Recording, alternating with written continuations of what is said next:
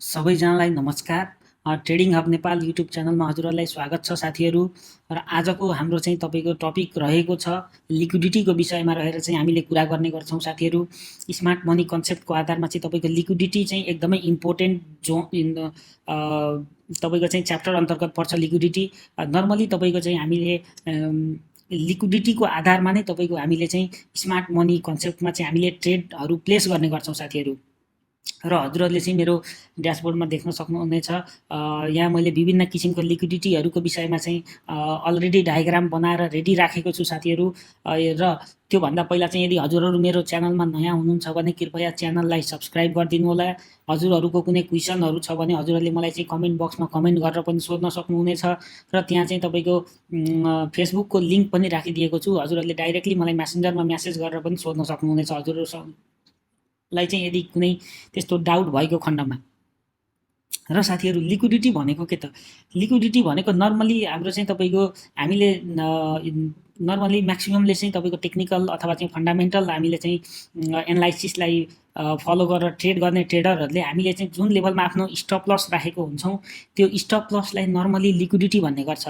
र smart money भनेको चाहिँ तपाईँको चाहिँ जति पनि ठुलो बिग अर्गनाइजेसनहरू भयो, म्युचुअल फन्डहरू भयो, ब्याङ्किङ अर्गनाइजेसनहरू भयो, त्यस्तै गरेर तपाईँको चाहिँ ठुलो इन्भेस्टरहरू जसलाई चाहिँ हामीले मार्केटको खेलाडी भन्छौँ तिनीहरू भयो, सबै तपाईँको चाहिँ उसमा तपाईँको चाहिँ उनीहरूलाई चाहिँ तपाईँको स्मार्ट मनी भन्ने गरिन्छ। उनीहरूले चाहिँ तपाईँको मार्केटमा एउटा ठुलो अमाउन्टको क्यापिटल चाहिँ तपाईँको मार्केटमा चाहिँ तपाईँको लगाउने गर्छ र तपाईँ मार्केटलाई चाहिँ उनीहरूले आफूले चाहेको डाइरेक्सनमा मुभ गर्ने गर्छ।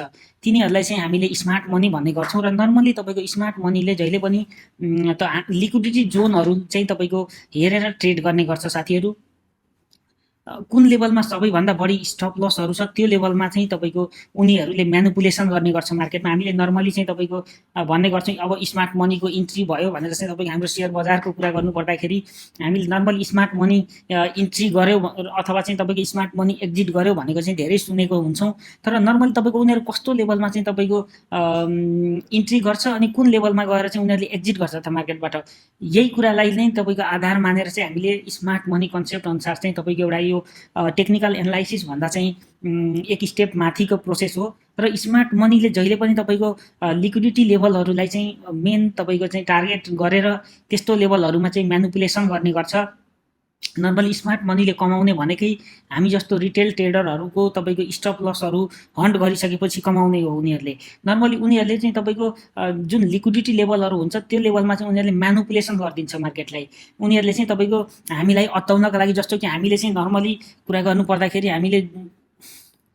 हामीले चाहिँ तपाईँको यस्तो लेभलहरू यो लेभलहरूलाई चाहिँ हामीले एउटा स्ट्रङ चाहिँ तपाईँको सपोर्ट भनेर भन्ने गर्छ, रेसिस्टेन्स लेभल भनेर भन्ने गर्छौँ। नर्मली हामी टेक्निकल फलो गर्ने ट्रेडरहरूले यो लेभललाई चाहिँ एउटा रेसिस्टेन्स लेभल भन्ने गर्छौँ। तर स्मार्ट मनीले चाहिँ यो लेभललाई चाहिँ लिक्विडिटी लेभल भनेर चाहिँ उनीहरूले कन्सिडर गर्छ साथीहरू। उनीहरूले के गर्छ भने तपाईँको चाहिँ हामीले नर्मली तपाईँको यो लेभलमा चाहिँ एउटा सेल अर्डर राख्यो भने हाम्रो नेपालमा चाहिँ इन्ट्राडे सर्ट सेलको कुराहरू छैन र निकट भविष्यमा चाहिँ इन्ट्राडे सर्ट सेल तपाईँको कल अप्सन पुट अप्सनहरू छिटै आउँदैछ साथीहरू। सो मैले हजुरहरूलाई कल अप्सन पुट अप्सनको विषयमा चाहिँ पछि छुट्टै भिडियो बनाएर पनि जानकारी दिनेछु। अहिलेका लागि चाहिँ के बुझ्नुहोस् भने तपाईँको इन्ट्राडे सर्ट सेल भनेको चाहिँ नर्मली तपाईँको हामीले चाहिँ अहिले सेयर मार्केटमा जस्ट तपाईँको बाई गरेर माथिल्लो लेभलमा लगेर सेल गऱ्यौँ भने मात्र इन्कम गर्न सक्छौँ। तर तपाईँको इन्ट्राडे सर्ट सेलमा कस्तो हुन्छ भने साथीहरू हामीले चाहिँ तपाईँको एउटा निश्चित प्राइसमा चाहिँ सेल अर्डरहरू प्लेस गरेर पनि हामीले मार्केट तल झर्छ भन्ने एउटा चाहिँ अनुमान गरेर पनि त्यहाँबाट हामीले इन्कम जेनेरेट गर्न सक्छौँ साथीहरू। त्यही मैले त्यसैलाई आधार मानेर चाहिँ हजुरहरूलाई चाहिँ एक्सप्लेनेसन गर्छु साथीहरू। नर्मली अब तपाईँको हामीले जहिले पनि यो लेभलहरू भनेको चाहिँ एकदमै तपाईँको स्ट्रङ रेसिस्टेन्स लेभल भन्छौँ र यो तलको लेभलहरूलाई चाहिँ हामीले स्ट्रङ सपोर्ट लेभल भनेर चाहिँ भन्ने गर्छौँ साथीहरू। र स्मार्ट मनीले के गर्ने गर्छ त भन्दाखेरि नर्मली उनीहरूले चाहिँ नर्मली हामीले यदि यो लेभलमा हामीले सेल अर्डर लगाएको छौँ भने हामीले स्टप लस चाहिँ जस्ट तपाईँको यसको अबभ राखेको हुन्छौँ। यो लेभलमा चाहिँ थुप्रै स्टप लसहरू बसेको हुन्छ किनकि हामीले टेक्निकल फलो गर्दाखेरि नर्मली तपाईँको चाहिँ अर्डर लगाएको केही माथि तपाईँको चाहिँ 10-15 पोइन्ट माथि चाहिँ हामीले स्टप लस लेभलहरू लगाउने गर्छौँ। र हामीले यो लेभलमा जान साथ हामीले चाहिँ तपाईँको मार्केटबाट अब चाहिँ मार्केटले आफ्नो डाइरेक्सन चेन्ज गर्यो भनेर चाहिँ हामीले यो लेभलमा गएर चाहिँ हामीले सेल गर्छौँ। यदि हामीले चाहिँ हामीले चाहिँ तपाईँको यो लेभलमा सेल अर्डरहरू प्लेस गरेको थियौँ भने हामीले यो लेभलतिर गएर चाहिँ स्टप लस राखेर चाहिँ हामीले ट्रेड गर्ने गर्छौँ साथीहरू। र स्मार्ट मनीले जहिले पनि तपाईँको चाहिँ मार्केटलाई चाहिँ एउटा स्टेप माथि लगिदिने गर्छ। जुन लिक्विडिटी लेभल हुन्छ यो लेभलको लिक्विडिटी खानका लागि उनीहरूले चाहिँ मार्केटलाई चाहिँ केही लेभलसम्म माथि पुर्याइदिने गर्छ साथीहरू। जुन चाहिँ तपाईँले डायग्राममा देख्न सक्नुहुनेछ, उनीहरूले चाहिँ केही माथि लिएर गएर यो लेभलमा चाहिँ एउटा अनमिटिगेटेड अर्डर ब्लक हेर्ने गर्छ साथीहरू यताको लेभलमा। र तपाईँको चाहिँ उनीहरूले आफ्नो इन्ट्री सेटअपहरू त्यस्तो लेभलहरूमा चाहिँ गर्ने गर्छ साथीहरू। सो मार्केटमा चाहिँ तपाईँको हामीले अनेक किसिमको लिक्विडिटी लेभलहरू हुने गर्छ साथीहरू। जस्तै कि तपाईँको चाहिँ एउटा चाहिँ इक्वल हाई इक्वल लोहरू भन्दा माथि पनि हाम्रो चाहिँ तपाईँको त्यसलाई पनि एउटा लिक्विडिटी लेभल भन्ने गरिन्छ।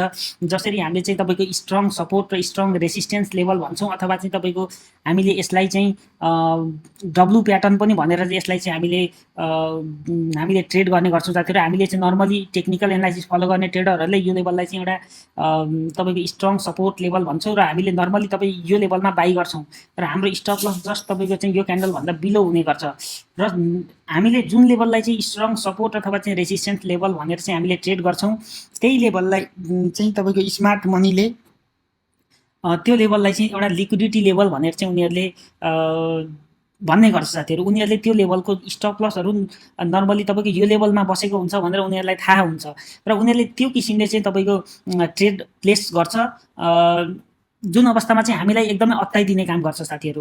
र हामीले चाहिँ अत्ताएर जस्तो कि तपाईँको यदि हजुरहरूले यो लेभलमा चाहिँ बाई प्लेस गर्नुभएको छ एउटा चाहिँ तपाईँको स्ट्रङ सपोर्ट लेभल भने उनीहरूले के गर्छ भने केही लेभलसम्म मार्केट माथि लगिदिन्छ र हामीले चाहिँ टार्गेटहरू नर्मली अब आफ्नो आफ्नो हिसाबले ट्रेडर अथवा इन्भेस्टरको हिसाबले हामीले टार्गेटहरू यता यो लेभलतिर सेट गर्ने गर्छौँ। तर उनीहरूले चाहिँ मार्केटलाई केही लेभलसम्म उठाएर तपाईँको यो लेभलमा जति पनि स्टप लस थियो त्यो स्टप लसलाई हन्ट गर्नको लागि केही लेभलसम्म मार्केट तल झारिदिन्छ अनि फेरि मार्केटलाई चाहिँ माथि लिएर जाने काम गर्छ।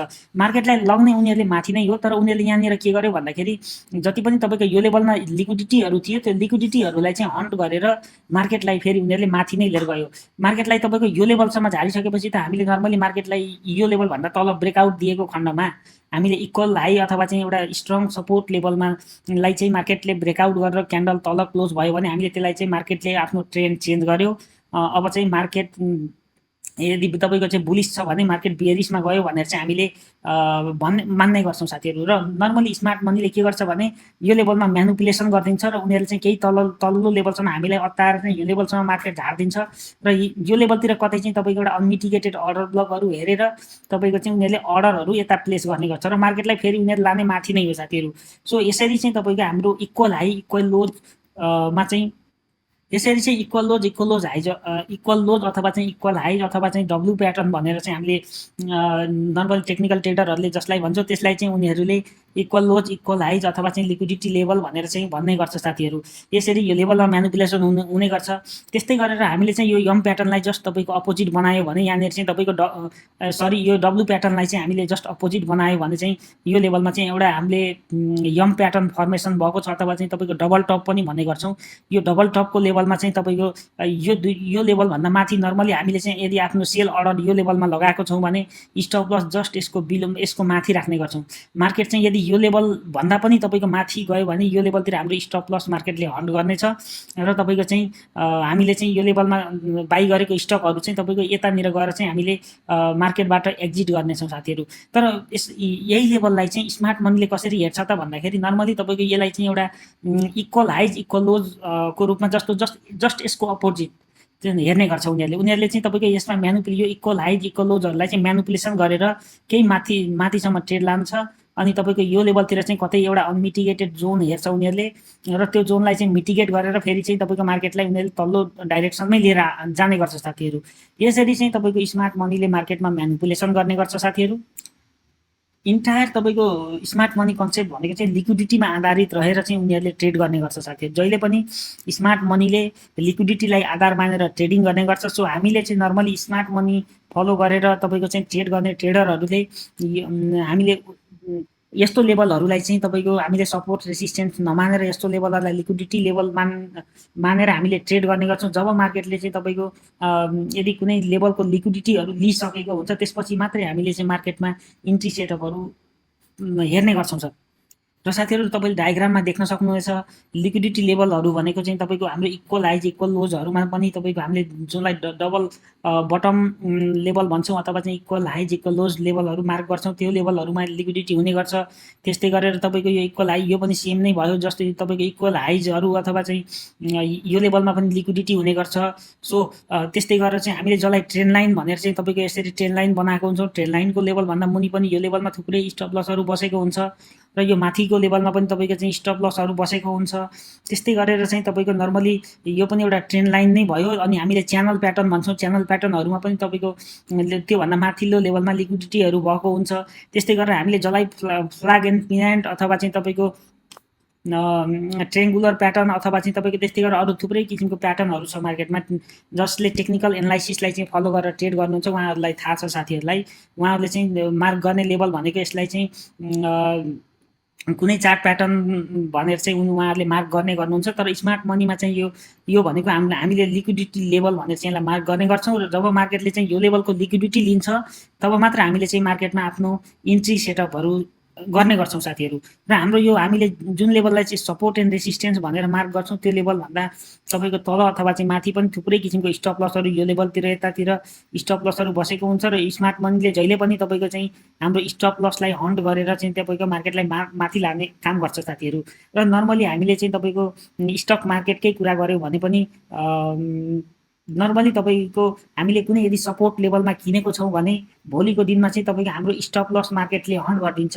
त्यो किन हन्ट गर्छ त भन्दाखेरि तपाईँको स्मार्ट मनीले हाम्रो स्टप लस जबसम्म रिटेल ट्रेडरहरूको जो धेरैभन्दा धेरै स्टप लसहरू हन्ट गर्दैन तबसम्म चाहिँ उनीहरूले मार्केटलाई माथि लान सक्दैन। तपाईँले सिम्पल कन्सेप्टमा भन्नुपर्दाखेरि उनीहरूले जहिले पनि तपाईँको चाहिँ हामी जस्तो सानो ट्रेडर अथवा चाहिँ रिटेल ट्रेडरहरूको स्टप लसहरूलाई हन्ट गरे मात्र उनीहरूले चाहिँ राम्रो इन्कम जेनेरेट गर्ने कारणले गर्दाखेरि उनीहरूले चाहिँ सकेसम्म चाहिँ हामीलाई मार्केटबाट एक्जिट गराएर उनीहरूले चाहिँ आफ्नो इन्ट्री सेटअपहरू हेर्ने गर्छ साथीहरू। र हामीले मार्केटमा थुप्रै पटक देखेको कुराहरू हो, हामीले यदि कुनै लेभललाई इक्वल तपाईँको चाहिँ सपोर्ट लेभल अथवा रेसिस्टेन्स लेभल अथवा चाहिँ तपाईँको ट्रेन लाइन ब्रेक यस्तो अवस्थाहरू हामीले थुप्रै देखेको हुन्छौँ। तर तपाईँको चाहिँ मार्केट एउटा सर्टेन लेभलसम्म चलाइसकेपछि फेरि माथि जान्छ र हरेक लेभलबाट चाहिँ तपाईँको मार्केट रिभर्स हुँदाखेरि त्यो लेभलमा चाहिँ कुनै न कुनै तपाईँको लिक्विडिटी लेभल रहेको हुन्छ जसलाई चाहिँ स्मार्ट मनीले हन्ट गरिसकेपछि अनमिटिगेटेड जोनहरूलाई चाहिँ तपाईँको हेरेर ट्रेड प्लेस गर्ने गर्छ साथीहरू। र यति भन्दै लिक्विडिटी लेभलको फर्स्ट पार्टलाई चाहिँ मैले यतैतिर अन्त्य गर्न चाहेँ र अर्को सेकेन्ड पार्ट लिएर फेरि हजुरहरू सामु उपस्थित हुने नै छु साथीहरू। त्यतिन्जेलसम्मका लागि चाहिँ बिदा हुन चाहेँ। हस् त, धन्यवाद।